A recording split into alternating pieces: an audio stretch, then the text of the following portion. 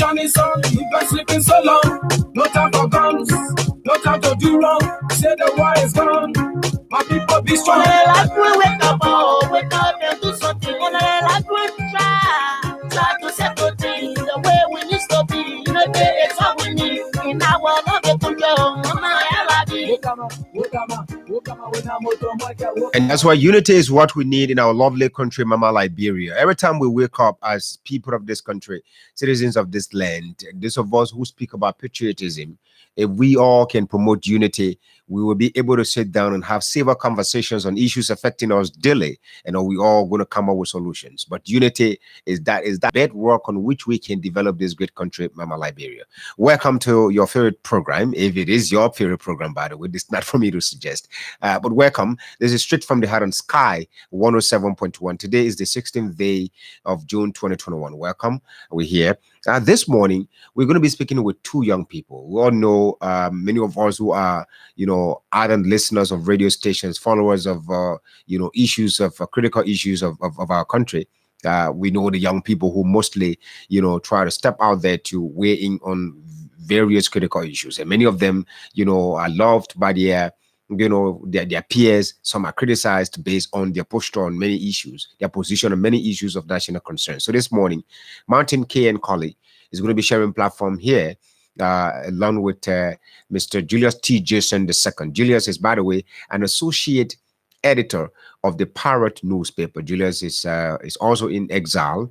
He writes from there and reports to the Parrot newspaper. I'm told Julius is also working with some other, media organizations, I think somewhere there in Sierra Leone or so.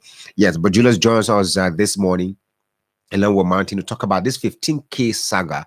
Some lawmakers, individual lawmakers, some of them have already taken position. Some have said that they're not going to refund the money because it is their entitlement, or some have said that they've not received anything from this government since they came, since it came to office in 2018. That most during Ellen's administration, they were getting more than that, And with all these analysis, all these justifications, and some maybe are still hesitant. They do not want to speak to in a public regarding this matter, so they are still hesitant on what kind of position to take on this particular issue. But like Senator Darius DeLong, he has said that he's going to return the money to Lays. So if that happens, then meaning that he is watching his hands.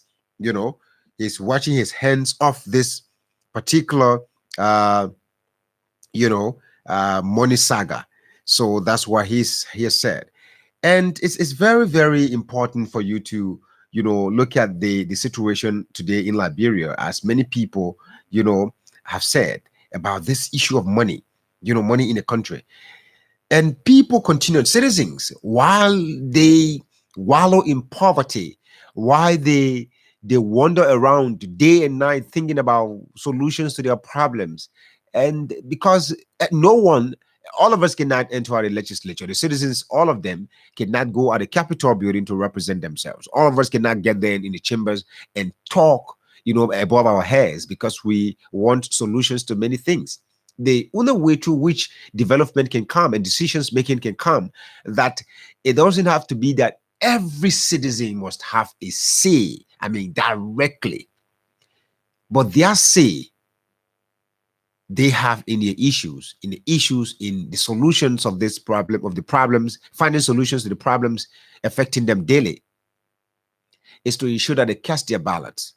When they do, they have given a group of people responsibility to ensure that they take care of the issues of oversight, discussing about making laws, and making sure that they checkmate both each other, both houses, both branches, checkmate each other in making sure that, yes, there is this productivity result.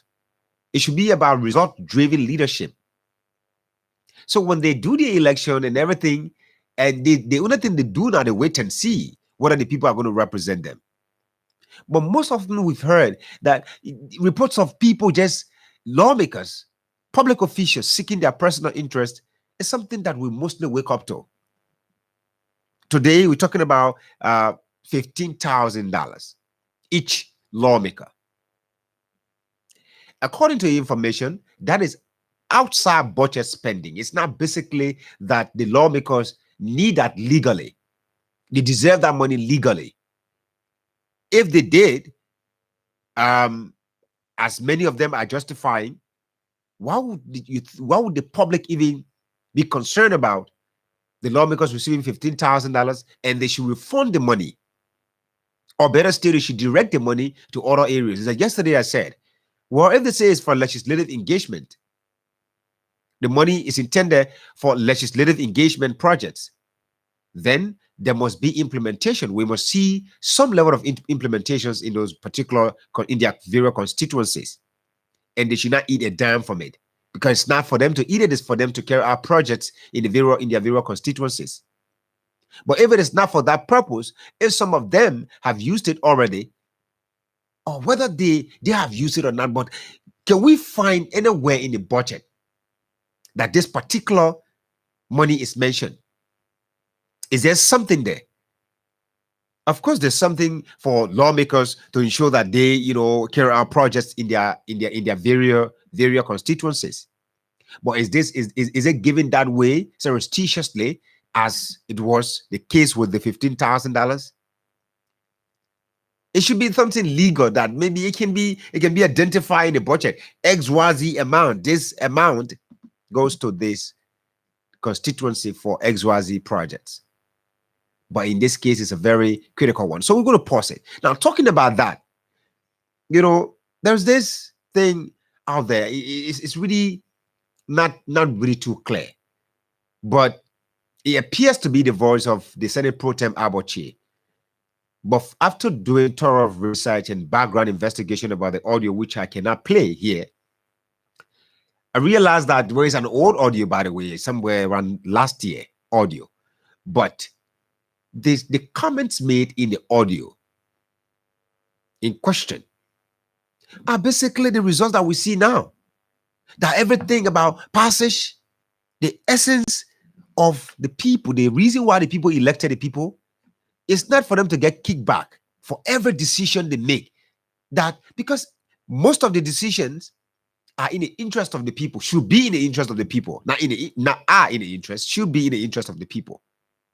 But if there's a situation where every time they talk about passing a budget, the executive must weave its way through the legislature by giving out some handouts, then why is the executive more concerned about the passage of a budget? Oh, that's to implement projects? Granted. But should there be a case where the executive will soften the ground, as is often said, will give a golden handshake to the lawmakers individually, as we often witness it? Because it is not only the executive's concern. The executive is not the only branch responsible to develop this country, to run this nation. That's why we have 3 separate branches with separate responsibilities. So if the executive will have more interest in the development of the country, thereby going on to reportedly bribe lawmakers for budget to pass, for decisions to be making, for concessions to be signed, and all these things. If the executive is more concerned about that, then the executive is more interested in the development of the country. But again, the appropriation in the budget also speaks to the interest, the extra interest expressed or concern shown by the executive regarding the implementation of project, the passage of budget or whatsoever, that leads to lawmakers receiving undeserving amount of money for some reasons. So when that gets to the public, and then some people say, well, some lawmakers, by the way, will justify and say, well, this is this, that is that, and all of that. By the way, these 2 young people are going to deal with that as well. But I was saying something about the recording. What I heard in the recording is even disturbing. Yeah, that, well, yeah, you can give me 500. Now they're using codes in the conversation.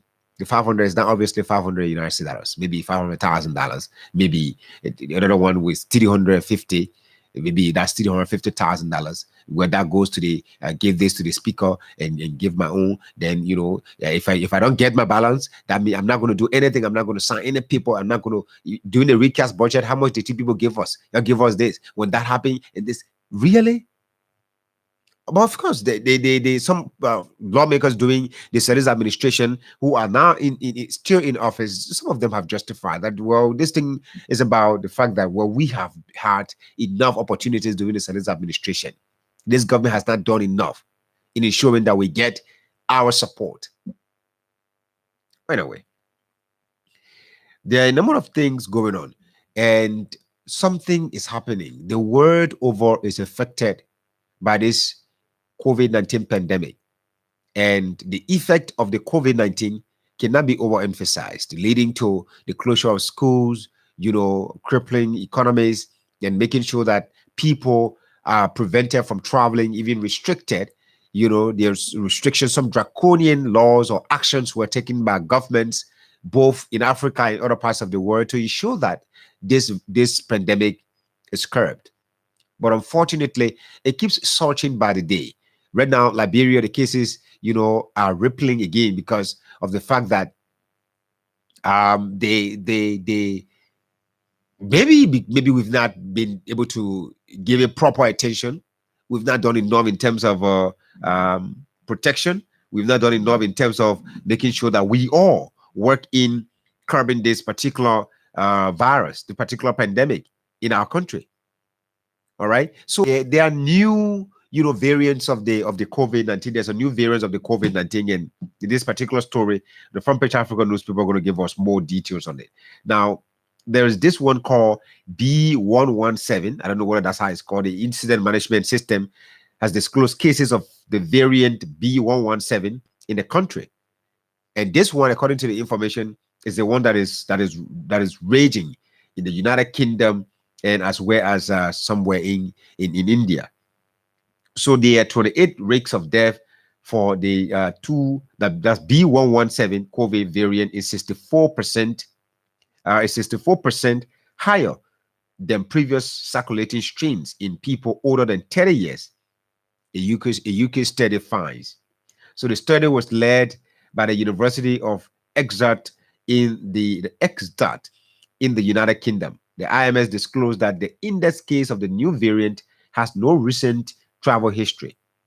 But apart from this, what is even more disturbing is to observe that the health ministry, the health authorities are saying that there are several people who are unaccounted for who probably have come down with the COVID-19 virus.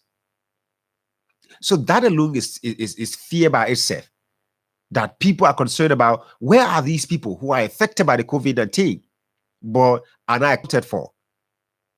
Where are they? Could they be in our communities? Of course they are among us. But if we ask ourselves personally, how well individually are we dealing with the COVID-19 pandemic? How well are we following the preventive measures of the virus? So then we take the blame as well. But now let's look at this from another angle. When this thing broke out, it was raging. There were a lot of things happening, and that led to the closure of schools, which I was saying earlier, and many actions were taken. The government of Liberia declared a state of emergency. A lockdown was imposed. People were made. Some people were considered, non-essential staff. The economic situation became terrible.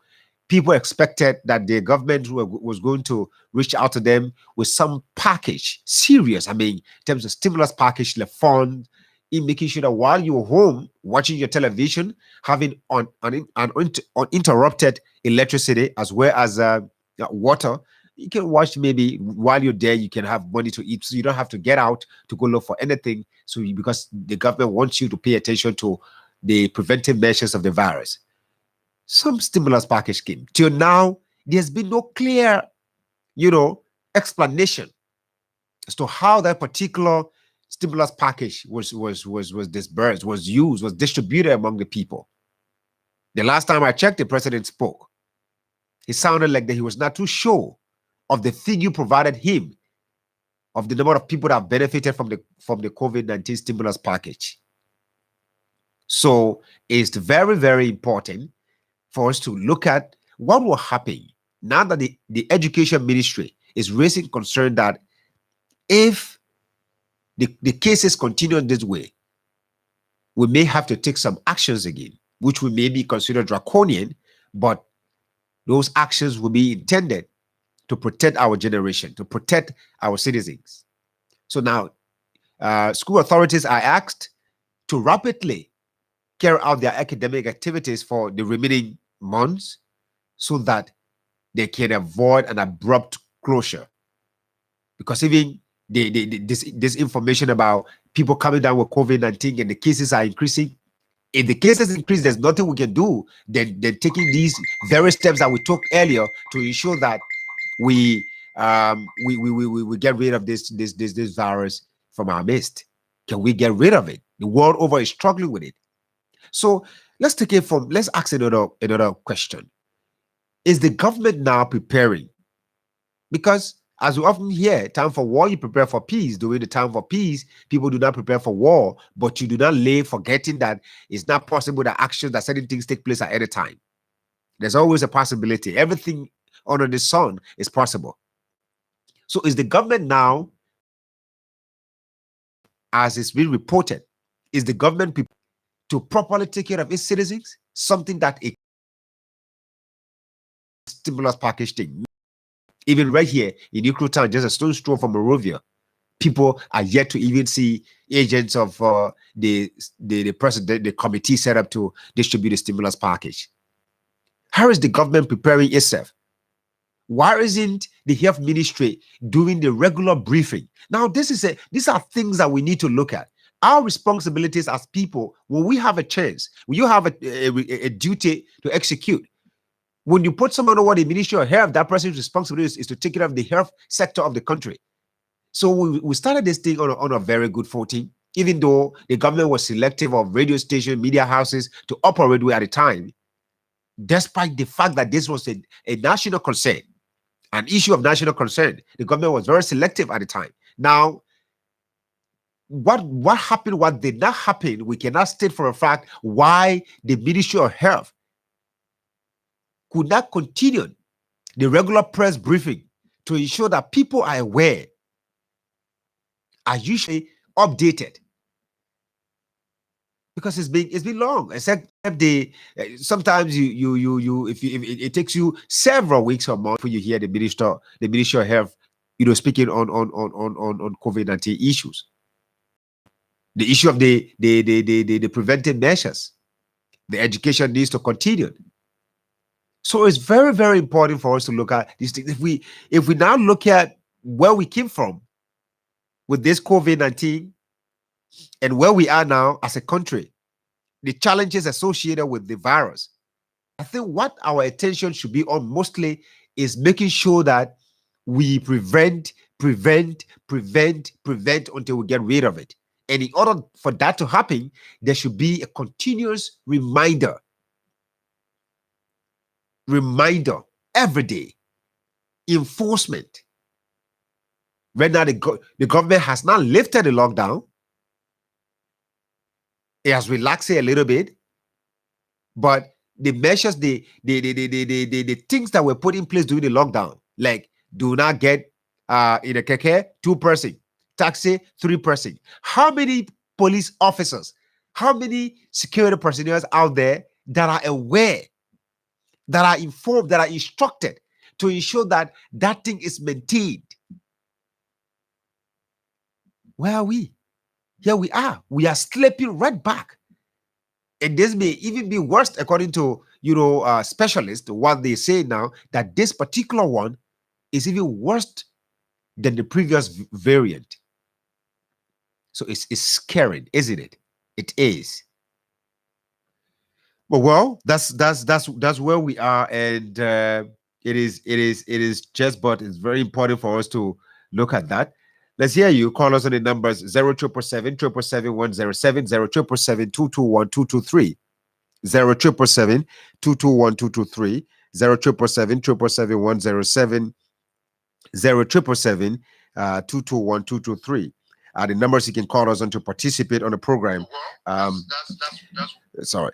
The numbers you can call us on to participate in the program this morning. This is straight from the heart on Sky 107. If you're there watching us there on YouTube, on Sky FM and TV Liberia, as well as on our Facebook page, Sky Communications Liberia. We want to say you can like, comment, invite someone to join the conversation. And also call us on those numbers on WhatsApp, so you can be live on the discussion this morning. The numbers are 0777 107, 0777 107, 0777 221-223. The numbers you can call us on to participate on the program this morning. So the issue of the COVID-19 is very important. That for us now, if we go further to observe this, and then we get into another lockdown, what do you think is going to happen again? Because given the previous actions taken by government and the way implementations were carried out, what will happen? Whether people will honor the government's directive for a lockdown? Let's hear from this person. Good morning. Good morning. Let's hear you. Yes, I'm Christopher Dwyer calling from PHP. Go ahead. Yeah, as you just said, thank you for letting us some national issues that will save the country. Let me first begin with that of the lawmakers. I was very shocked yesterday when I got the information that they received 15,000. And I think Patient Civil was justifying the money the last time. But the thing here is, we know what that money is for. So they only doing nothing. Maybe they just want to speed up certain things without budget addressing along the way, for them to just push it and for the interest of the executive and who they want to use the money, and not for the Labuan. But all going to put in, they'll just waste our time getting them. Because we only elected them for their personal interest and not for the masses. With the power invested in the legislature, they just said that because they have nothing, they just allow the executive to just use it any way they feel it. But they should understand, we have no time around to 2023. They will still meet us. Then my second talking point has to do with that of the resurgence of the virus, the Liberia. The police people, they only just after to collect money because as it was said that 3 persons should sit down in the car and have food. But as I speak to you up to today, they're taking 4 phones. Yeah, I come here, there was 3 people already in the car and the man I say, you're not hearing about it. The resurgence of the virus, and you're telling me to come John with. I did not 3 people in the car to make a phone. And that time, boy, they are busy when now, but police sending right there. So you see where we are. We already know we don't have anything that we don't want to be ahead of prevention. Okay. Things will happen before you really see them running. Yeah, they have ministers talking about things like that. Nobody can even understand that must do that should be possible. Thank you. Okay. Thank you so much. And let's hear from this other person. Good morning. Good morning, Sky FM. Good morning. My name is Unze Abraham K. Kumara. I'm calling from Pennsylvania to represent the Philadelphia Bell. Go ahead, sir. And our country, Liberia, is just backward. Can you imagine a friend of mine who I will not call went to receive this corona vaccinations in the USA, which of course he is allowed for you to try, because when you're having the vaccine, then that means that you are 95% immune to coronavirus. That brother went to the guy is supposed to the guy should pay for it's a scare tactics in a way that the government want to do this for them to be able to get funding. This is a clear manifestation that this government want to get funding from the international community. This is the reason why the government is making the coronavirus cases, like exaggerating the whole pandemic cases in our country. Frankly speaking, the brother have to escape, left Liberia, you got to go to Sierra Leone for him to check up, for him to leave. Because the person he cannot travel to the around international. But this brother took the corona vaccinations in the US, and the USA tested him before the brother could board his flight for him to go. The brother was negative. And more, when you take the corona vaccinations, you are 95% immune to coronavirus. How come the brother managed to? The brother went to Robert International Airport. They charged him for $75 after he paid. This is a clear manifestation of this government trying to get money from the international community. Thank you. All right. Thank you for the contribution on the program this morning. Let's hear from this other person. Good morning. Good morning. Good morning to Sky FM. Good morning, sir. Let's hear you. My name is Mohammed, and I'm calling from PHP. Go ahead. Let me say this issue about the 15,000 that was disbursed to our various lawmakers. Let me agree with the previous speaker. You see, there is nowhere in the budget that outline what is called legislative or budget money. No. I have not seen that. I have the entire budget. I've gone through it. But you see, those guys are not in the interest of the Liberian people. And this is why we continue to say and we continue to consultize our citizens, especially the youth. How will you demand somebody to give you money before you can pass a national budget? And which, of course, it is your constitutional responsibility to do that. It is very unfair to the Liberian people. It is very unacceptable. You don't do that. And besides, it is not you, the legislature, that is responsible to implement projects. You are not public workers. You are not public work minister. This is why we got LACE, the Liberian Community for Empowerment Agency. They are responsible. Let this money go through them. You see, these people, this is what we say that 2023, we will get rid of them just what we did in 2017. Okay, thank you so much. So the issue of the COVID-19, the police, these are the people that is really doing things to harm the Liberian people. When you go in a parking, my brother, the conductors, the drivers, those guys will see people taking people on seats 4455, jamming people up. And whenever you talk about a when you want to go the Japanese police, they will be the front and say over there, if that's the case, because they know that when you reach to any policeman, they have the responsibility to influence the policeman with cash. Okay. But nobody are not very conscious. Thank you. Thanks for your contribution, my brother. Let's join this other person. Good morning. Good morning, Matthias. Good morning, sir. Let's hear you. My name is David E. Harris, and I called from my resident this morning. Mr. Harris, go ahead. Yeah, Matthias. Thank you for your awesome broadcast, your coverage on the beaches yesterday.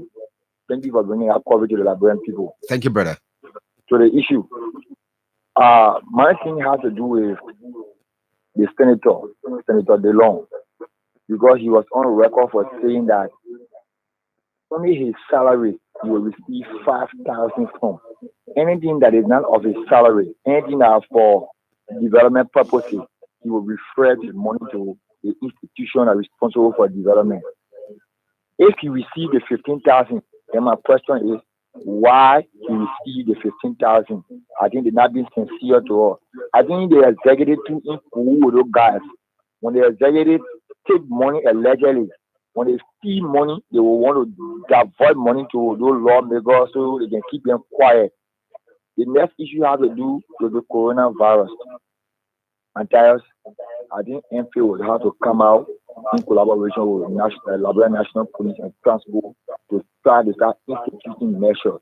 They shouldn't wait on the dating collar to our neck before they come out and start instituting measures. When you go in the market, you cluster up to business places, you got no bucket ever put a watch your hand. People in the street, they ain't wearing masks. People entering ministry and other agencies, they ain't wearing masks. Matthias, I think the FAO and Liberia National Police and Transport have to come out now to institute measures. Thank you for your show.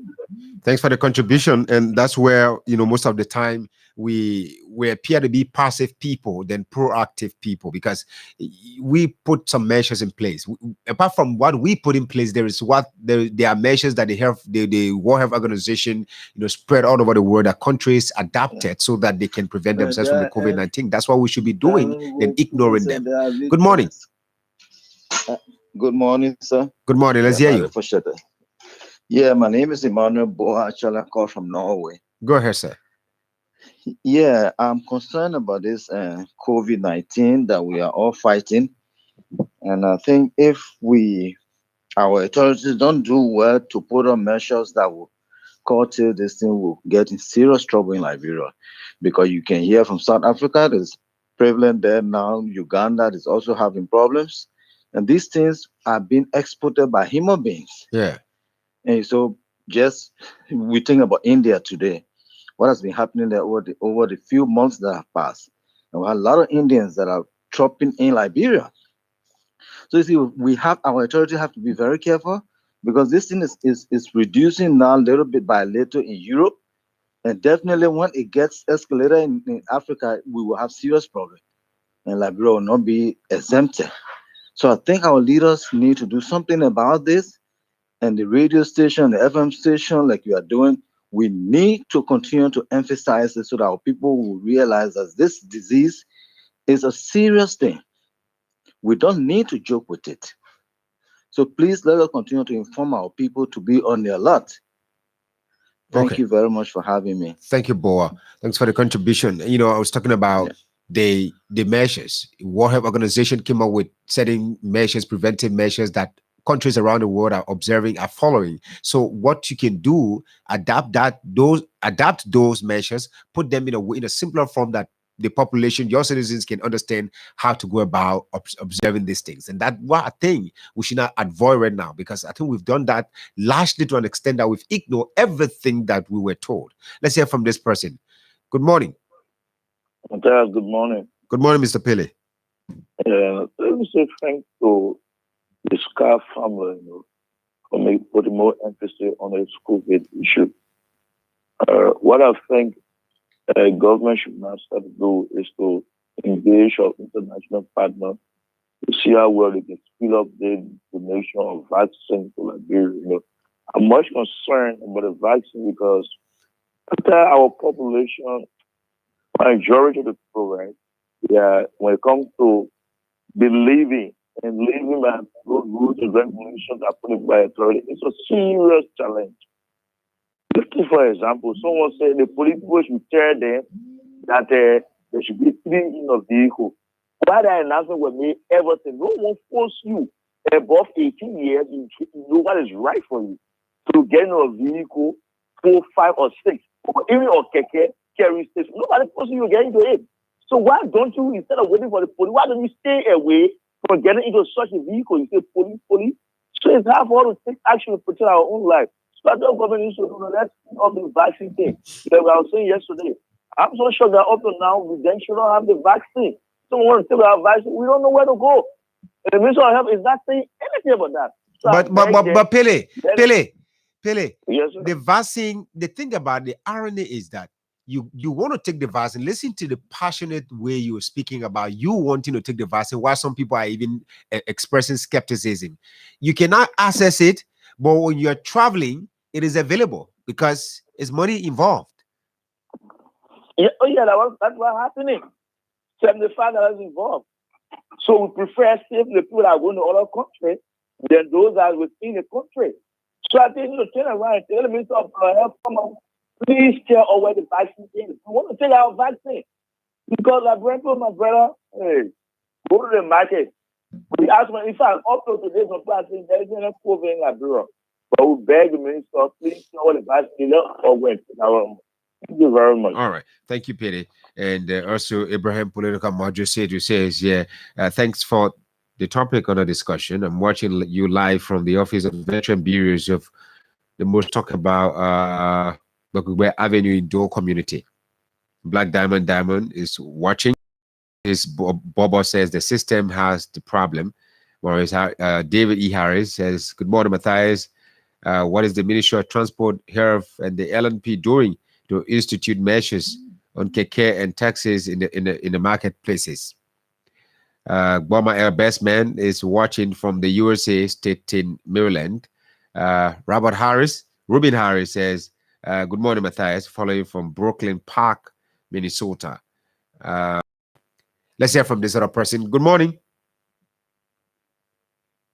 Good morning. Good morning. All right, got us back on those numbers. So that is it. And like now, there's a point that two persons raised. I actually want to talk about it earlier. I have to just get back on it. Is that this point about election? Every time when the citizens feel disappointed in their government, in their leaders, they threaten them with votes. Now, when the time comes for you to do this voting as well, I don't know what happens in between, but choices are made, right? But you make your choices. You will always choose people. And again, mind you have to be very careful how we also look at how people vote, because you don't read the minds of leaders. They may come appearing to be angels when they're elected, they change overnight. But let's hear from this person. Good morning. Good morning, Matthias. Good morning. Let's hear you. Oh, thank you very much. My name is Steve Peters. I'm calling from the ELWA Junction. Let's hear you. I have no contribution the money. First one has to do with this Ebola. I mean, the sorrow we're talking about, we say Ebola, the coronavirus. Yeah. Look, I want to urge all Liberians, let us join the government. We should not say the government should guard all of the process. We fought Ebola before. Let us guard our own process and help the government to keep getting away from this country. Don't join tests that are carrying food. You got to be your own keeper. Carry the tested power. I will not get inside if you not carrying free. The second one has to do with our English speaking in the country, my brother. I don't know whether we can understand English. When Darren didn't win in our house, he told us, say, I will receive nothing other my salary $500. He never talk about benefit. He never talk about the stationery they were giving. He would buy on his own. But we just misinterpreted the $15,000 is then they gave it to the proper authority, that is the PBC, to do the project. But it is in the budget that the legislators should do project in their constituency. So if the money being given to them, it's not illegal. Why people say they must give it back to the proper authority to do their project in their county, in their prospective district or their county that they are calling. That's the procedure. But they should not take it at their own pocket. They are going against it. Let's not look at it that way. Thank you. Thanks for the contribution, my brother, on the program. I was talking about election, right? Most of the time we hear people talk about when these things are happening, the way these things are going on now, what we're going to do is that we're going to wait. Election time is coming. Every year, every time you will vote. All the people you got disappointed in yesterday, you voted them, and you're still going to continue to vote these people. So the issue of when I hear citizens threatening their leaders with election, it doesn't move me actually, because as a journalist, I've sat here for at least a few years now, observing the way people make decisions. We can only guide, but we cannot be definitive and say to you, do not vote this person or that person. When the choices are made, and the leaders themselves need to be accountable, the people can demand accountability. How often do you do that? Let's hear from this person. Good morning. Good morning, Matthias. Good morning, sir. Let's hear you. And good morning to your many listeners. Go ahead. Amos Kemoka, I do join you from Southern Africa. Amos, go ahead. You are far away from your phone, I think. I know I'm close to the phone, but Matthias, where you been a few times? Go ahead. I've been down there. Huh? You have to reduce the monitor. Reduce the monitor, then we can just go right ahead. Reduce the volume of the monitor. All right. Amos Kemoka left the line. Amos, I was under the weather. Still not, full recuperated, but passion. Yeah, we're here. So yes, they threats that most of the time citizens issue. Those of you who sit down and listen, you listen deep. You look deep into their statements. It doesn't change anything, by the way, to say, I'm going to wait, until election time. Election time, you're going to have, because the people that you're talking about replacing, with replacing an existing government with other people. Those people are not even, they are not people from different planets. They are Liberians. In fact, they are mingling with these very people. Some of them are mingling with these very people in the government. Behind the scenes, they are discussing about transition. That, my man, even though we are in opposition, they are friends. Many of them are friends. All right? Some of the guys in opposition are benefiting from the excesses of the government. But because their friends are in office, so they benefit from these things, and they sit down, they do not take the blame because they are in opposition. They behave like saints. When they take office, they too have their own, hidden issues in their private closets. When they start to show you who they are, then you get disappointed again, threaten them with another election.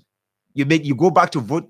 So it's just a vicious cycle. So we keep running around in cycles. They wouldn't think when there are issues, prevailing situations, we all should work collectively in ensuring that we get rid of the issues, then romanticizing the problems. Because every time we wake up, we get out here, it's either we hear that at the Liberian Senate, at the legislature, the building is leaking, the building does not have electricity, the bathrooms are not operating. But if you sit again, you hear another news. Other lawmakers have signed for $20,000, or they signed for $15,000. They signed for $30,000 for this concession, for that concession, for this agreement to be passed, for this budget to be passed. And let's look at it logically. Yeah, let's have a discussion with reasoning. Let's reason this thing differently. Should they be given something, a motivational package, whatever way they want to call it, to pass budget? Why are they elected? Let's hear from this last person on the segment. Good morning. Good morning. All right. That person left the line. So yes, let's reason this differently. They were elected. They chose the job. They canvassed for it, that we are going to do X, Y, Z. And they are not the ones that determine what they do, right? Their responsibilities are spelled out. What? Lawmaking. Representation. What? And oversight. So in representation, the people cannot go to sit down to discuss the budget with the government, with the executive. The lawmakers do that. So for any reason the lawmakers will sit down and discuss a budget, why should they even have certain fees? In Africa, most of the resources evolve around the people that we elect, that we think in our minds they are our servants, but in reality they are our masters. So all of the reasons we are more concerned about their well-being. Okay, you see, we are more concerned about their well-being than our well-being. They get $15,000 right now the lawmakers will even sit again. They may sit again when the government decides to institute another lockdown. They may sit to discuss time-free law and everything, observation, and during that setting they will get paid. They will get paid while they are working along with the executive to institute a lockdown. They will get something to take home to their families. They will get some packages, motivational packages, however you call them, right? They take home to their families. You will be going home for a lockdown, and some of you will be considered as non-essential staff at your various institutions. Your children wouldn't be in schools, they'll be home. And the more time or hours to stay at home, the more responsibilities you get. So in the midst of all these things, you wake up to the news of your lawmakers receiving whooping 15,000 United States dollars. What for? Many of them have jittered, they've struggled to defend that. By the way, I just said to you, like I informed you earlier, this morning we're going to be speaking with two intellectuals. Julius T. Jason II. He's an associate editor of the Parrot newspaper. I earlier said that Julius was in Sierra Leone. It was just a conjecture. So Julius, by the way, the information I've gathered is that he's in East Africa. He's yet to tell Liberians what part of East Africa he is. Maybe, yeah, of course, the manner in which he left the country, that's why he cannot clearly disclose his location. Yeah, but Julius is in East Africa, and Mounting is also in exile. So the two are going to be sharing breakfast of this morning. My name is Matthias Labidi. We join the Voice of America for 5 minutes of news. We'll be right back. allies, U.S. President Joe Biden is declaring himself ready to take on Russia's Vladimir Putin in far more controversial talks, which start in about 3 hours. Biden reached the summit city of Geneva on Tuesday for the most watched part of his first trip abroad as president. Putin has said that he is open to dialogue on a range of subjects at his upcoming summit with the U.S. President Biden. Speaking with the U.S. television network NBC in an interview released by the Kremlin on Tuesday, Putin said that while relations with the United States were their lowest point in recent years, there were areas of cooperation that would benefit both countries. Putin will meet with Biden as U.S. president for the first time in Geneva on Wednesday at a time of the worst tensions in the relationship between Russia and the United States since the Cold War era. For the first time since a ceasefire with Hamas militants was announced last month, Israeli aircraft carried out a series of airstrikes at militant sites in Gaza Strip. They were targeting facilities used by Hamas for meetings to plan attacks. The UN's outgoing special envoy for Yemen expressed the deep regret Tuesday that he failed to mediate a ceasefire and peace talks between Yemen's warring parties, but said he hoped a recent diplomatic effort by Oman will bear fruit. Martin Griffiths says, who painted a bleak picture of the world's poorest country, said in his final briefing to the UN Security Council that Yemen is in the throes of the world's worst humanitarian crisis. This is VOA News. Ethiopia's UN ambassador says that Eritrean troops who have been fighting with his country's forces in a war against the Tigray region's fugitive leaders will definitely leave soon. That would be welcomed by many, including the UN, whose humanitarian chief accused the Eritreans Tuesday of using starvation as a weapon of war. The war in Tigray was the subject of an informal closed UN Security Council meeting. UN aid chief Mark Lowcock wanted that over 350,000, warned that over 350,000 people were in famine conditions, with starvation deaths reported.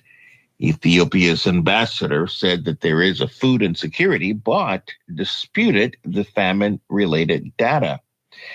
U.S. President Joe Biden's administration Tuesday unveiled a plan to address the threat of violence posed by white supremacists and militias 5 months after members of those groups joined in a deadly attack in the U.S. Capitol. The White House released a 30-page plan to increase information sharing between federal and local officials and social media companies, additional resources to identify and prosecute threats, and new deterrents to prevent Americans from joining dangerous groups. The administration conducted a sweeping assessment earlier in the year of a domestic terrorism that labeled white supremacist and militia groups as top national security threats. The issue took on new urgency after the January 6th assault on the Capitol by supporters who are trying to overturn Biden's election victory. In Hungary approved legislation Tuesday that prohibits sharing with minors any context portraying homosexuality or sex reassignment. This is something supporters said would help fight pedophilia, but groups denounced it as an anti-LGBT discrimination bill in a 157-1 vote. More than half the cosmetics sold in the United States and Canada are awash with a toxic industrial compound associated with serious health, including cancer and reduced birth weight. That's according to a new study. Researchers at the University of Notre Dame tested more than 230 used cosmetics and found that 56% of foundations and eye products, 48% lip products, and 47% of mascaras contain fluoride.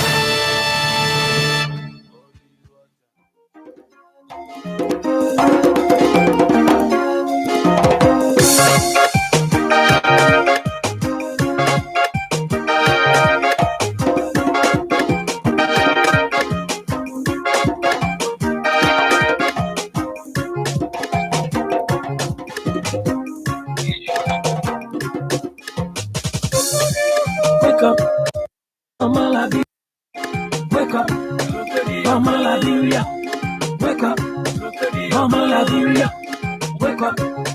Mama Liberia. Liberians, oh Liberians, oh Liberians, wake up. Liberians, oh Liberians, oh Liberians, wake up. Liberians, oh Liberians, oh Liberians, wake up. Oh, let Liberians wake up, oh, wake up and do something. Oh, let Liberians try to settle things the way we need to be. You know, it's all we need in our lovely country. Oh, Mama, LIB. Wake up, my people. Can't you hear the song? Can't you see the shining sun? We've been sleeping so long. No time for guns. No time to do wrong. Say the war is gone. My people be strong. Oh, let Liberians wake up, oh, wake up and do something. Oh, let Liberians. Good morning once again, and a pleasant welcome if you're just joining us. You're listening to Straight from the Heart on Sky 107.1, and we are here Monday to Friday, 7 to 9 o'clock. Today is June 2021, and this is the Day of the African Child. How many of us out there are thinking about what our children are going through in our various countries? African leaders need to step up to think about the future of this is a continent with the highest youthful population. So Africa has more energy in manpower energy than any other continent. So African leaders need to do all they can to ensure that African children get proper representation, proper leadership in ensuring that they can step out there and compete with their foreign counterparts without even knowing that they are from a continent that was once considered as a dark continent. But right now we have, something very, very critical issue in our country today to look at that has to do with repeated news of people getting kickbacks for their national responsibilities to the country. All right. So every time we have these kind of conversations, we just have to look at it that Matthias was hired. Matthias did journalism and he was hired to do, some work here at Sky FM. So if Sky says, Matthias, go and read news, it is his duty to read news. So if he's reading news, he must request from his news director for kickback before the news is read. He's dismissed, right? Okay, that is, sole proprietorship. But this is administration, governance, that the people were elected, they have responsibilities. Now, if you look at their roles as leaders, as lawmakers, if you look at the opportunities they have more opportunities. This is Africa. That's why on this Day of the African Child, we have to emphasize more on looking at the way we have to review what goes to what office for what purpose. And can we properly do more evaluations to ascertain whether people are doing the right things, are actually using their funds? We've conducted audits. We've done series of audits, and people continue to be caught up in a web of corruption in our country. Financial malfeasance continue to be reported everywhere, but yet we talk about representation. All right, now we have guests. We have two distinct individuals, bright young people of our country, Liberia, and that's why I said Africa has, this, serious manpower energy, even would bring brilliant young people. So all that is needed is to ensure that African leaders, African governments do nothing but prioritize the interest, prioritize this youthful population to ensure that as they live in the picture, they don't even have to leave the picture. You know how it is, right? Sometimes where you put on maybe you have the sneakers are not actually new. Your footwears are not new ones, but you have something new on, a new trouser. So, or sometimes, right? I say that to mean that when the old are working side by side with the young people and they're taking governance positions, in ensuring that, and they all should do nothing but teach the young people sincerity. Because the thing about inheritance, when you inherit something, like in our African traditions, there's something I read about. I'm just, okay, a little time to ensure that our producers get done with the setup, and we quickly get Martin Colley and Julius T. Jason on. The two are already on the line. We're just trying to make some adjustment and bring them through our live feed. As you can watch us, as if you're watching there on YouTube, Sky FM and TV Liberia, and our Facebook page, Sky Communications Liberia, then you're certainly going to be seeing Martin K. and Colley and Julius T. Jason on the line discussing the issue of the $15,000. I was making a point about inheritance. There's a guy somewhere, I think in Zimbabwe, right, doing this HIV thing. When HIV is now mostly talked about now, like we are talking about COVID-19, Ebola, and other diseases that keep coming every year or every decade, right? So a family has a tradition. There's a tradition that some countries you have when the big brother gets married and he dies, the next in line takes over that responsibility. I mean, so he inherits, his junior brother will inherit his wife. So most of the time, inheritance, if we inherit leadership from corrupt people and we inherit all of their excesses, we young people too may just fall in the same line of corruption and not make any difference whatsoever in ensuring that we provide proper representation. So this guy inherited his big brother's wife. He inherited her HIV and AIDS. So he died later. The following time, this other person died. His brother too inherited that wife, and then he died. 4 brothers died from the family. Inheritance. So what are we going to be inheriting from our leaders, from our African leaders as African children? Are we going to be taking over from them leadership mixed with corruption, deception, dishonesty, greed, lack of patriotism, lack of nationalism? If we take all their excesses and bring them in our practice, in our leadership practice in the future, then at that time we will not be having any moral voice to reflect and even remind ourselves of the leaders we had yesterday who were corrupting the system. So African children need nothing but proper representation, proper education, so that as they take over the mantle of authority tomorrow, they themselves can be able to provide proper leadership. We're soon going to complete the setup with our producers working on it to ensure that we get Julius Jason. Man thing is on.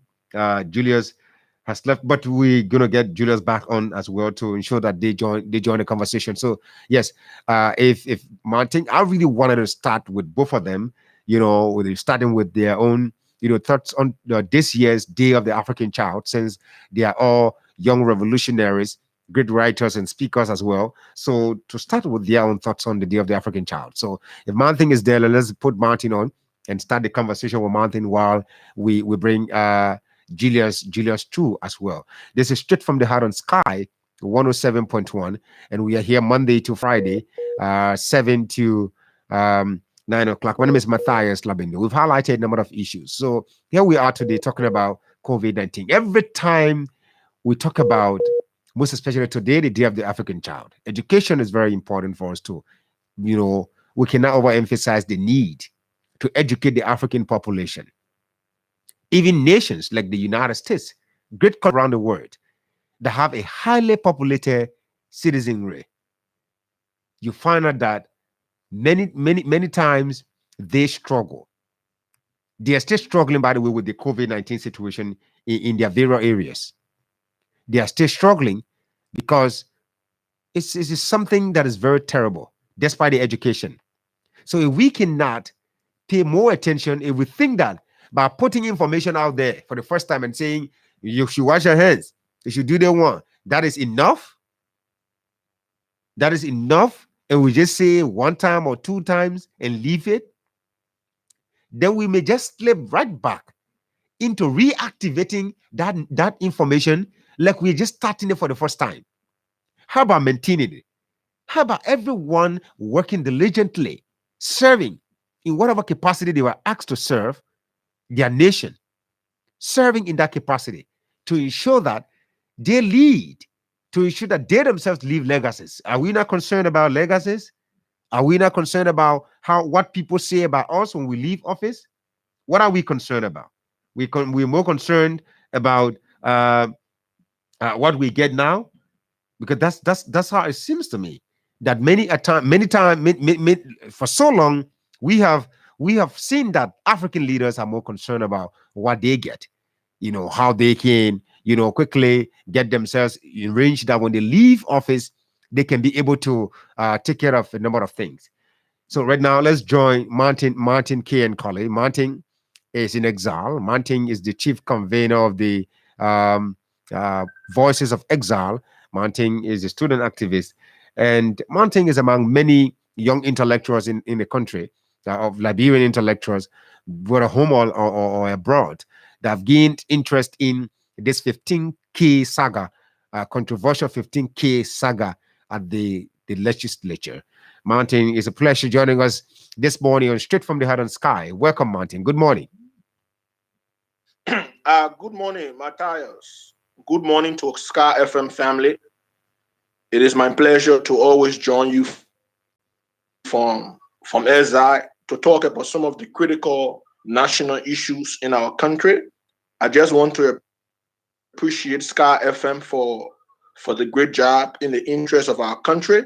This is what democracy requires: the expression of thoughts and the ability for us to concretize those thoughts in the best interest of our country.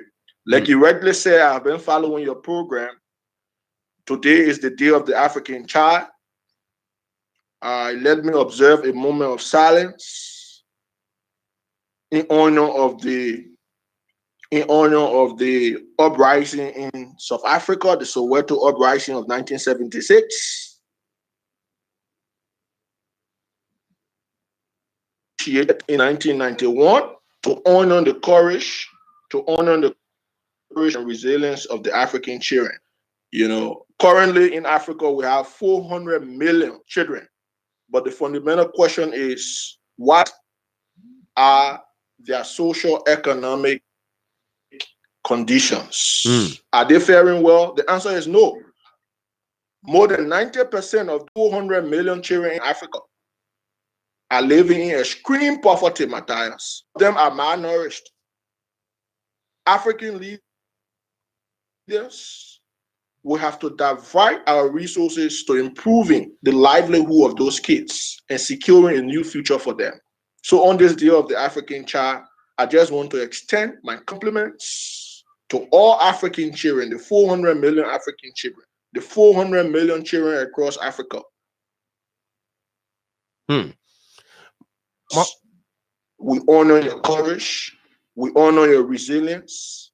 We'll continue to fight for you because you deserve better, like children in Europe, children in America, children in Asia, and everywhere around the world. Martin. So I just want to remember this, the Soweto uprising. Okay, thank you, Martin. And again, it's always a pleasure having you on. And this is very, to some extent, is an emotional day for many African fathers or mothers or parents or leaders, young leaders as well. Not those ones who run the affairs, the day-to-day affairs of the African continent in their various presidential or legislative positions. But those of us who are also opinion leaders, it's an emotional day when we wake up to realize that our children, our young people, we as African children, African youth, we are yet to get that proper leadership, proper representation in ensuring that we can make this continent a greater one as we have it now. But back home in Liberia, there are many things going on, Martin, in the country.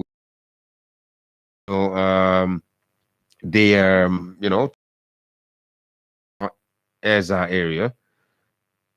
So hear from you, beginning with your thoughts on what you make of this report, this new report, because getting $15,000. Remind you now, Martin is, by the way, an analyst, and he's someone who is quick to get the national budget digest it and come up with his own analysis. You heard about 15K. Have you seen any line in the budget that justifies, the receipt of this money? Quite frankly, Matthias, I am just sorry for Liberia. The Liberian people remain vulnerable to a hopeless future result of leadership bankruptcy.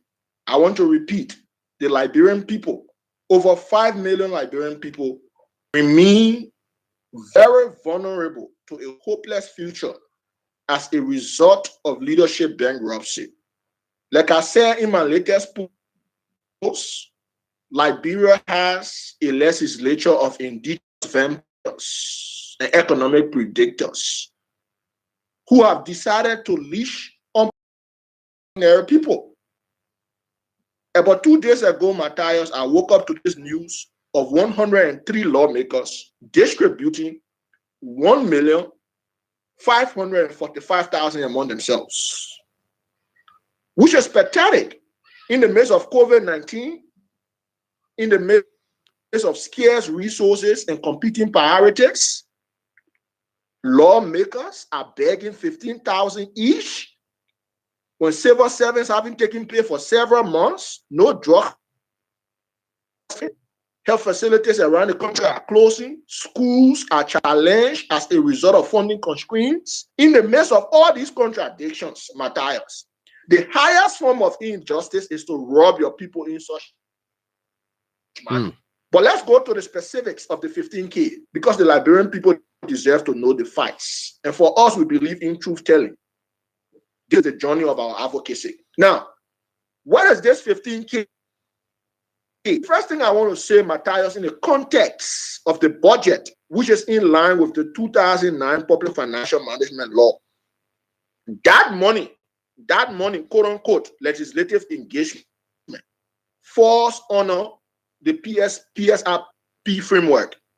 The PSRP framework is Public Sector Investment Project Framework.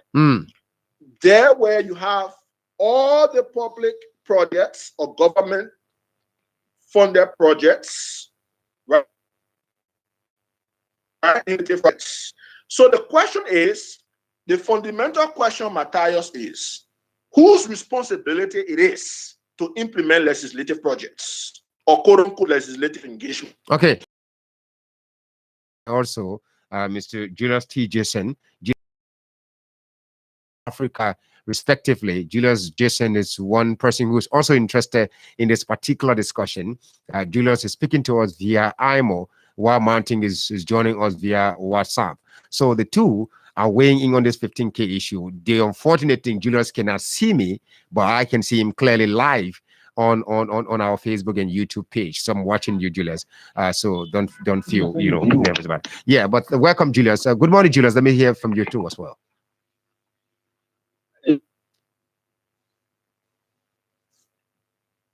Julius, good morning. Julius Jason? Good evening. Yeah, can you hear me? Yeah, go ahead. Much better. Go ahead. I said good morning to you, my brother. Good morning to my brother Martin Colley. Good evening, good afternoon, good morning to Liberia, depending the situation wherever you are. I'm ecstatic this morning to be on your platform to speak to our Liberian people about the broad day legislative thievery and robbery in our country. Okay, that's Julius T. Jason. Julius, we're just going to use a short minutes quickly. So, Martin, your initial 3 minutes started and you were in flight. So, I just want you to pick it up from there. So, you have 2 minutes left to just end your thoughts on your introduction. All right, I want to say good morning to Brother Julius. I admire his resilience and fortitude while in exile. Let's continue to champion the common cause of our people. So like I was saying, Matthias, if you look through the budget, right, there are 2 basic expenditure priorities. Number 1, you have recurring expenditure. Number 2, you have PSRP. PSRP is public sector investment projects. Under public sector investment projects, you have government funded projects. Under government funded projects, you have quote unquote legislative engagement or accessibility. Now, the fundamental question is, all of us should ask ourselves this fundamental question. Whose responsibility it is to implement quote-unquote legislative engagement or accessibility project, which is also a legislative project? Is it the responsibility of senators or representatives, or is it the responsibility of the Liberia Agency for Community Empowerment as per the law? So let's go legal. Let's go legal. Let's consider established statutes or laws. Now, if you look at the Community Empowerment Act, pursuant to Chapter 50B of Title 12, Liberia Code of Laws revised. It is clear it is the responsibility of LACE, L-A-C-E, to implement legislative projects. And not senators, not representatives. Besides that, Matthias, what the representatives and senators have done, they have violated the 2018 Local Government Act. They have violated the PSRP framework. They have violated the 2005 PPCC law and the 2014 COC law. These are established legal instruments that they have violated by receiving that 15,000. Further to that, I heard some of them arguing that it is their right to receive the money and implement project. Then let's go to the legislative angle of the argument. What is the function of a lawmaker? Or what are the core functions of a lawmaker? There are three core functions of a lawmaker. Number one, lawmaking. Number two, representation. And number three, oversight. So if it is the responsibility of Senator Dillon and other senators to implement public funded projects directly, then who does oversight? Who does oversight? Who investigates? Who asks the hard questions? Who accounts to who? It is the responsibility of lawmakers to implement public funded projects. Okay, Martin. So this is a contradiction, and it is called conflict of interest. There will be no check and balance if lawmakers begin to implement public projects or government-funded projects. Okay, Martin. So this is just wrong. It is. Come again? No, I just want you to end your thought so that I will come back to do some follow-up questions. Yeah, let me just conclude my thought quickly. So what just happened of the Liberian people can better be described as institutionalized corruption. It is a form of national thievery. Why are they looting the national coffers in broad daylight? I gave you a comparative analysis to end my thought. Look at what happened in Uganda. Look at what happened in Uganda. The opposition leader, Robert Chakanani, alias Bobby Wine. Look at what he did. He was given similar tests and he passed the test. The government of Uganda decided to distribute 20 million each among parliamentarians or lawmakers. Bobby Wine rejected that amount. And you know what he said? He said, the people of Uganda are suffering. They are miserable. It is a May-day robbery for each parliamentarian to receive 20 million for quote-unquote legislative engagement or project. My work is not to implement public work, is to make law. My work is to ensure oversight and representation. Those were the words of Bobby Wine. It is unfortunate and pathetic, especially on the part of Senator Dillon, to have accepted such an amount. The senator has been in trouble by the regime. The senator has been in trouble by the regime, and this is a sad day in the political history of our country. Okay. Thank you so much, Martin Colley. I'm going to start 3 minutes. Let me quickly hear from you, Julius Jason. You're one of few first young men who started this whole advocacy and raising this concern against lawmakers for receiving $15,000. Julius, there you have it. Can you get me? Can you get me? You are feedback. You are loud. Can you hear me? You are loud and clear. Okay, then let her go on. You know, since the advocacy against the lawmakers receiving 15,000 each in the ranks and files of the lawmaker, there has been a misview. There has been controversy among lawmakers surrounding the actual intent of the 15,000. All right, I think that's the net there, internet particularly.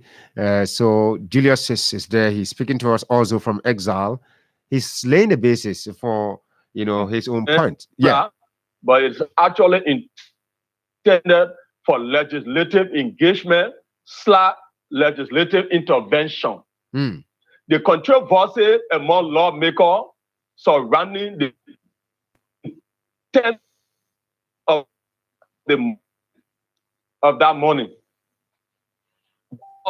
According to what we have investigated and we have uncovered and revealed, is that the money is not intended for legislative support project as it were during previous years, especially during Ellington. It is for legislative engagement / intervention. Now, yes, if the money is for direct, I hope you are getting feedback in the background. No, you're clear. Go ahead. You're clear, Julius. Go ahead. Can I go ahead? Go ahead. Okay. Yes, I will provide however the state is, what a legislative support project or legislative engagement, I will provide the argument. If the money actually is for legislative support project, and I will directly deliver into the personal accounts of lawmaker or budget law. Because as a matter of fact, the budget law that receive government budget resources for etc. are under the moral obligation to do a quarterly report to the Ministry of Finance.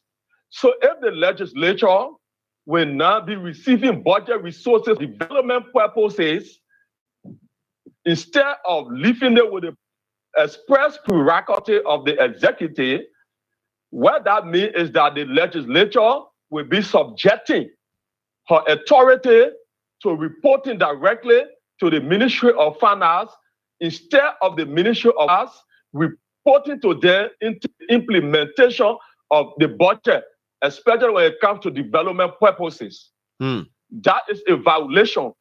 Even when the issue of county development fund legislative project came about during Ellen Johnson-Sirleaf era, there was an institutional mechanism and framework that was put into place to be able to ensure accountability and proper management in the utilization of taxpayer money.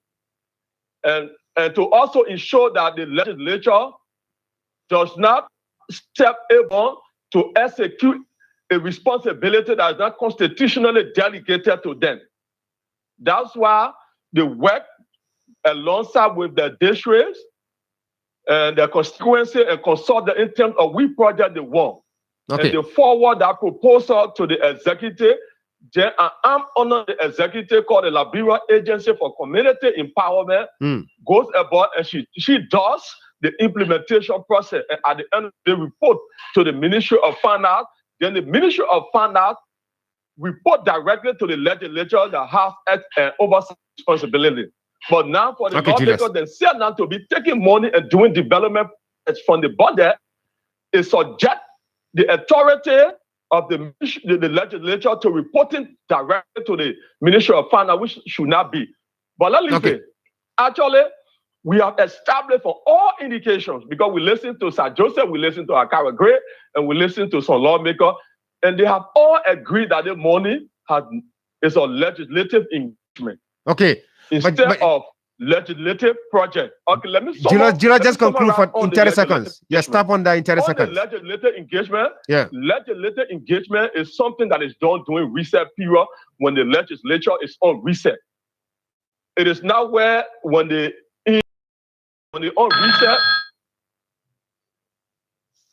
to engage the people on key legislative instruments that they have passed and the one that before them and the impact on the life of the people, and as well affording the people the opportunity to listen to them where the people present their plans. Thank you. The present conditions. And when they return where need be, they can be able to take the necessary actions or legislate a law to solve the problem of the people.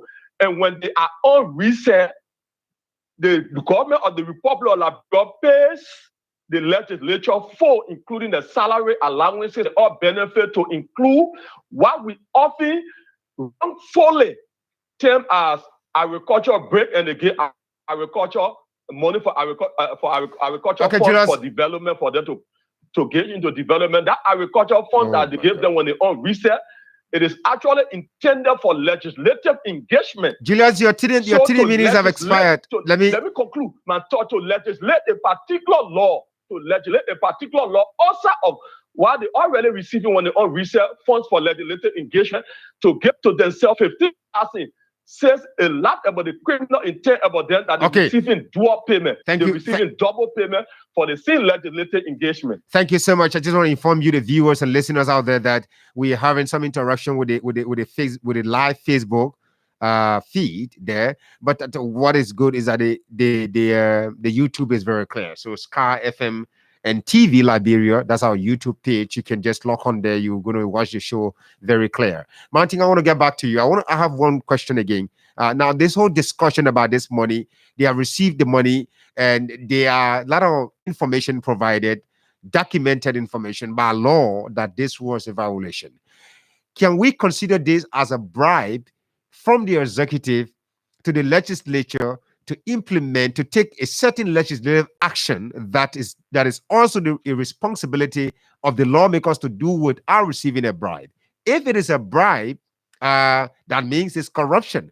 Meaning, can you guys say safely that both the executive and the legislature are guilty of deviating from the legal standard in carrying out, legislative engagement or whatever? Let me begin with you, Monte. Okay, can I answer you on that? No, Martin. Let me hear from Martin first. Go ahead, Martin. Martin, go ahead. I just told you, Matthias, that what is happening can better be described as institutionalized corruption. It is just more than a bribe. In my latest piece that I published yesterday, I was very clear about the motive, the intent behind that 15,000. Recently, a special draft national budget was submitted by the executive through the Ministry of Finance to the legislature for ratification or appropriation, in other words, because the budget cycle starts from the executive and it ends with the executive. The executive allots. After allocating, the executive sends the budget to the legislature, and the legislature appropriates. When the legislature appropriates, the budget is sent back to the executive for execution. That is the budget cycle.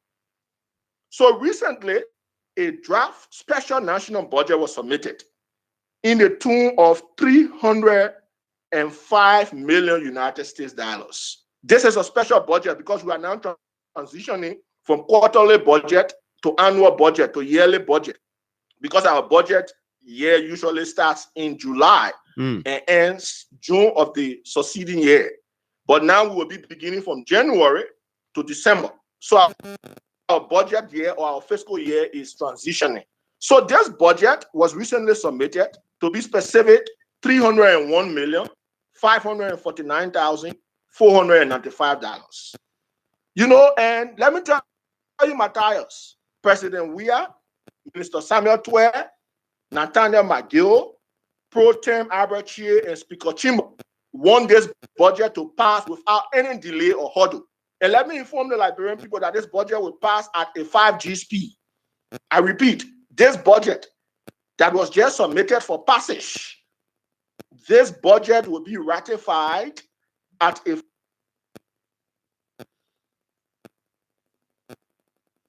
Martin? Okay, well, that's Martin. Julius, can you pick it up from there? Can this be considered? Yeah. I would like to say first, I get your question, you need not to repeat. Go ahead. What are the money is intended for bribing? If the actual intent of the money that was disbursed to the legislators is intended for a direct legislative support project, bypassing the institutional mechanism and framework that have been put into place from Ellen Johnson Selitan to correct and placing the money directly into the hands of lawmakers, then I can argue that the executive did so willfully with the intent of trying to compromise the legislature to have a particular legislation or agenda that they won't get passed to be passed without hurdle. But given what we have uncovered and my investigation has established that this money is not intended for legislative support projects. So I cannot say it is a direct bribery. From what we have established, the money originally did not emanate from the budget, the proposal that was presented by the president through the Ministry of Finance to the legislature. It is the legislature that has agreed unanimously among themselves. And the argument for which they inserted that particular line item in the budget called legislative engagement / legislative intervention, they have argued, and you listen to that the long podcast yesterday and Sir Joseph on his own lap, that they put in the budget over 200 million in the budget for the president office for special intervention. So therefore, that's why they put that particular amount in the budget.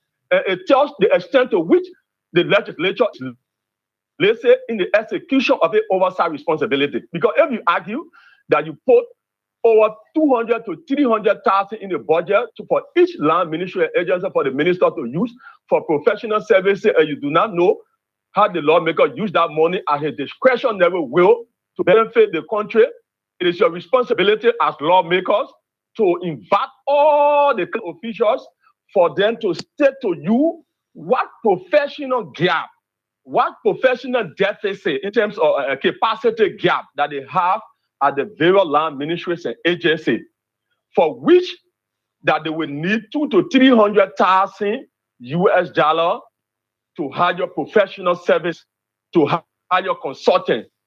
Then if the minister can be able to explain that they have a capacity gap, then the legislature can say, okay, part of the $300,000 United States dollar, we will be able to give you $150,000 to hire professional services, and the balance $150,000 United States dollar, we can be able to invest it into building the capacity of your employees to be able to fill the capacity gap, so that we do not every budget year people hiring professional services where it will be at the discretionary will of the minister to hire the girlfriends to get money free without even doing the job. Okay, now Julius, Julius, let me ask you. Let me ask this. Let me ask you this follow up. Okay, go ahead. Now, Senator Darius DeLong, maybe other senators too, may has decided to give the money to Lace because he thinks that the concerns raised by the public are all genuine concerns. So is the only worst thing that he think he can do at this time is to give it to Lace. But mind you now, this is what you should use this one to carry out this particular project. There is something on the book that Lace is responsible for that. It is by law. So is it going to be legal? So is it going to suffice? You ask your question, don't be giving me the answer. I'm the single most authoritative law. Lace does not implement a personal or individual project. The responsibility of Lace is to be able to implement government projects. So if Darius DeLong is genuine about this particular 15K that he received, he better request a manager check and turn that money over into government solid account instead of he intended for legislative support project. The money is actually as stated in the budget line 2020-2021 budget. It is for legislative project. Then we know the institutional framework will be the implementing partner. You turn it over to government consolidated account. But let them agree in principle that the money is intended for legislative decision. Has he done consultation with his constituents? Do we have local structures that are already been put into place in Montserrat County? The various districts have. Instead, the only thing I saw, Darius DeLong posted on Facebook over the weekend, return the money, or now when he's making comedian of the entire process. Then he went also on Saturday to say 3 things running in my mind. Taking for our disadvantaged umbrella, or I use the money to pay children's school fee, but I suggest that the money goes toward the construction of public library. Okay. That is self-imposing on the people. The people who voted for you, the majority of them, they are not on Facebook. 90% of the 1 million of Maserado County, they are not on the social media. The election commission did not conduct the election on the social media that got elected. So we expect you to go back to the 17th electoral district, and the money actually is intended for legislative support project to go back to the people by using the established structure to solicit you. Let it agree. Okay, Julius. Instead of you self-imposing. Okay, Julius, thank you so much. Martin is back on the line. Martin, another question quickly that was on the floor. If this money is not is now considered as a bribe and so on, now the lawmaker, Senator Darius DeLong, maybe other lawmakers will follow him also to do same. We're going to open the line shortly. Do you think it is appropriate for DeLong to take the money to Lace or return it to wherever he got it from? Oh, obviously, you know, and this has been the popular call of the Liberian people for the 15,000 to be returned. Not only Senator DeLong, but all other senators, especially CPP senators, because these people promised to be different. We just had election in December of 2020, and our best guess, our assumption or postulation was these CPP new lawmakers will be different. Unfortunately, they have joined corrupt CDC lawmakers to plunge the national coffers. You know, so it's unfortunate. But before I went off, Matthias, I was just talking about the motive, the disingenuous motive behind this 15K. And I was telling you about this special draft now in the tune of 301 million. This money will be used by the government in a period of 6 months, from July to December. Because the government, specifically the Speaker, the Pro Tem, the President, the Minister of Finance, and the Minister of State for Presidential Affairs, because these people want the budget to pass without any delay or hurdle, they decided to take 1.54 million from this 301 million to distribute among lawmakers. This 15K is an inducement, Matthias. Okay. This is bribery. So you think Darius DeLong should take the money to Lace, or he should carry it back to the legislature? Martin, lastly. There are two ways to do it. There are two ways. There are two ways. There are two approaches he could take that are satisfactory in the context of the law. He could return the money to Lace. He could also return the money to the consolidated account of the government of Liberia. Let's leave it right there, Martin. Those are the two approaches. These two approaches are legal. But before I conclude, Matthias, quickly, the people need to know the motive behind this 15K. Now, if you look at this special draft national budget, in the special draft national budget, listen to what these officials have. For example, the Speaker of Chimo, he has $7,776. Pro Tem Albert Chie has $672,924. $24. United States dollars. The Office of the President, Ministry of State for Presidential Affairs, which President Weah controls and superintends. This ministry has $4,440,685. First Lady Cloud Weah has $350,000. Okay, Martin. Imagine, Matthias. Yeah.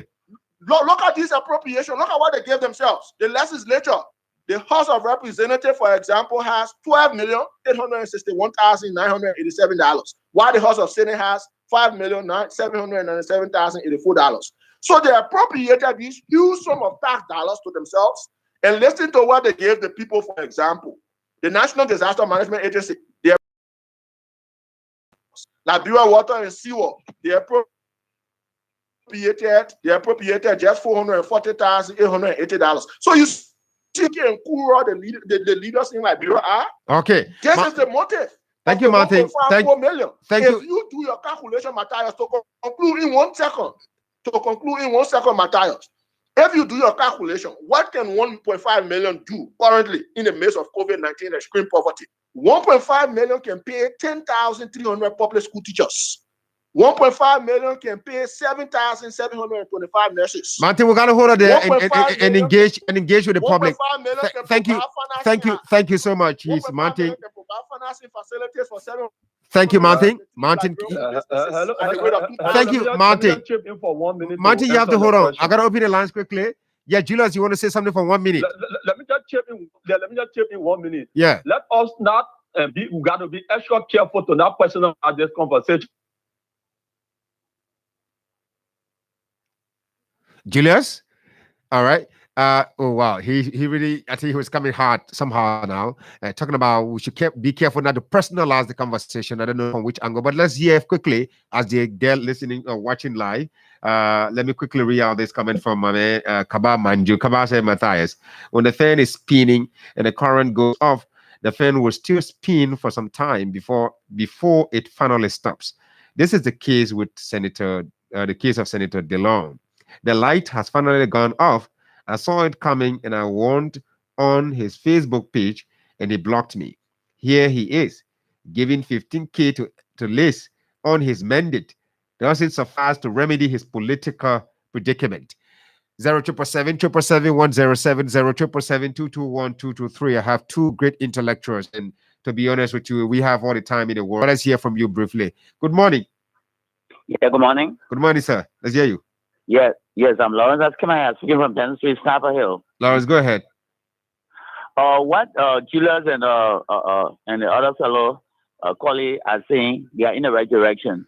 If we have a legislature, the three branches are there to checkmate one another. I don't think we have three branches anymore. I think we are trying to head towards an autocracy. That is a one system and a authoritarian rule. And all these things are meant for inducement for the 2023 election. If these lawmakers are no more having an oversight over the executive and they are going to receive envelopes, this thing started on the early and it's continuing. So can these guys be in the legislature to check with the executive? Are they just there for money? And in fact, someone spoke that the American lawmakers are making $12,000 a year, but these guys make about $15,000 a month. Thank you. So this is a waste of money, and they are not making laws. Thank you so much, sir. Let's move on. Let's move on to this other person. And say that they have wasted money and they are not making laws to improve Liberia. Thank you so much. Good morning.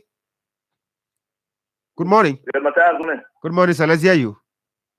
This is John Kipele. I'll call you from Morovia. Mr. Pele, please go ahead. Julius, right? You know, his analysis, in my view, was off factual. He wasn't being that personal. Hello?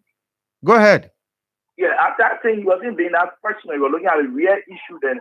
Exactly, because if you have the office of the speaker, if you say they did 1.5, if for the office of the speaker, that is for pay salary and all that expenditure. So I don't think we should be personal about this. What we all need to look at is to see how well we can reduce what is allocated to these various offices and transfer them to other agencies of government. But we should not be personal in these things. Or let's discuss the fact. The budget is the budget. What was allocated to the law is in the budget. So if that was in the budget, we should have been. That's not what we should be discussing. So I'm actually part of Julius. Okay. Thank you very much. Thank you so much. So we just have to close up now. No, we cannot take another call. If we cannot leave our guests like with they should have something to close up with. But 777-107, a few minutes to go. 077-221-223. We need to get a concluding comments from there. So Martin, quickly, let me hear from you just in just a minute. But before that, let's hear from this person, at least just for a few seconds. Good morning. Good morning. Good morning, Matthias. Good morning. Let's hear you. Okay, I'm Moses Ryden. I call from the Madonna Street area. Moses, please go ahead. Matthias, you see why I'm so reluctant about Liberian politics? I voted in 1985. In fact, I voted for the Liberian Action Party. Since that time, I have not voted. I'll tell you, my brother. You see what's going on? We fought on this, the era of Arab Saudi. These guys can't change. If you remove that whole group today, and bring a new group, they will still follow the same old thing because they only out there for money. Thank you so much. I will not. Thank you, sir. Thank you so much, gentlemen. Martin, Julius, I must tell you guys did a wonderful job. Unfortunately, a request of you guys to be very swift with the conclusion in just a minute each, beginning with you, Julius. Well, I will say the 103 lawmakers should return the money that they brought there from the Liberian people back into government consolidated account instead of using it for the personal use. The controversy among lawmakers over the actual intent of the money, with one saying it intended for legislative engagement while or slash intervention, while others are saying intended for legislative project, especially a political project. Thank you so much. It exposes the dubious and criminal intent for which that money was given to the lawmakers. Thank you, Julius. They should return the Liberian people money back. It is a broad-day robbery or legislative engagement. They already at the end of the year, like September to January, when they are on recess, the Liberian government paid them in full, and part of it include money for legislative engagement. Thank you so much. You can have legislative engagement. Thank you, Julius. We have to go. After session, it is done during recess period. Thank you for the opportunity. Thank you. Let's go, Martin. Just a minute. Martin, are you there? In just a minute, let's hear you finally.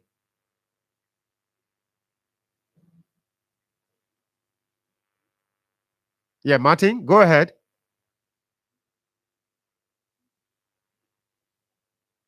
Well, Martin is talking, but he's not coming in. I don't know what's happening there. Can you? I hope you people are mood, Martin. Martin, are you there, Martin? All right, gentlemen, we have to go. Thank you so much, Julius. Thank you, Martin. Yeah, just conclude. I think we 30 seconds now because we're running out of time. Yeah, I'm saying. Yeah, go ahead. Yeah. I'm saying the Liberian people need to be informed also that besides the 15K each of those lawmakers receive, there is also something in the budget called constituency visit. Each of them also has got $9,833. Let me just run through the Senate budget quickly in my conclusion in 30 seconds. Each senator at that legislature, Matthias, is receiving $10,310.70 for basic salary. So in a period of 12 months, we are spending $123,728.40 on each senator. Besides the salary, Matthias, there is something in the budget called other expenses. Listen to what each senator is receiving per annum on other expenses. Number one, operational expense, $150,381. Constituency visit, $9,833. Foreign travel, $2,033. Foreign travel incidental allowance, $231. Domestic travel subsistence allowance, $1,000. Scholarship, $1,320. So if you do the calculation on other expense, each senator receiving $176,218.96. United States $1,000 per annum. Besides what we are giving them for their staffers. Thank you so much, Martin K. and colleagues. Receiving over $300,000 per annum. They can take $15,000 again for quote-unquote engagement. Thank you, Martin. We gotta go. It was a pleasure having these good men on the program this morning. We're going to do it another time again, at which we have more time to extend.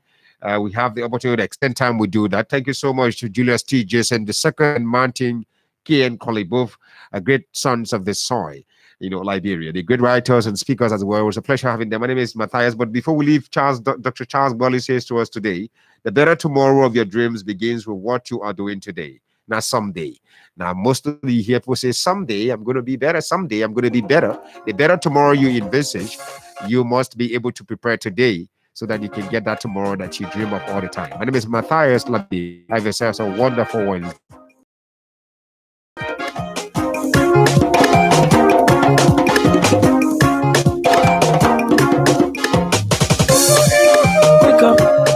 Mama Liberia, wake up. Mama Liberia, wake up. Mama Liberia, wake up. Mama Liberia.